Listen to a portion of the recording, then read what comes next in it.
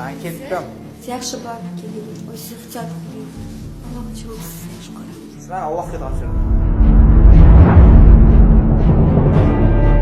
Alo, Jon, assalomu alaykum, yaxshimisiz? Qalaysan jon? Qattasiz? Uydaman. Erim ketdi, qayerda o'ting? Bo'ldi, hozir boraman uyda o'tir.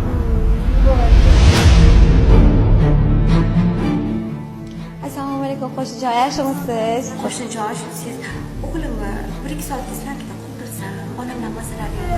Shundan qo'rqib qaytib keldilar. Oyzir tuzalib ketsin, Alloh Voy, shukr. rahmat.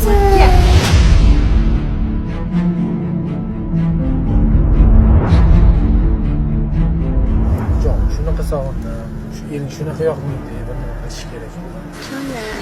Onam sog'inishsiz. Ozgina sabr qiling, hammasi yaxshi bo'lib ketadi.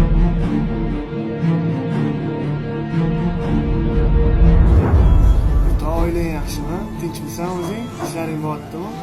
Alhamdulillah, oilam tinch o'rta. Ayolimga o'zimga ishonganda ishonaman.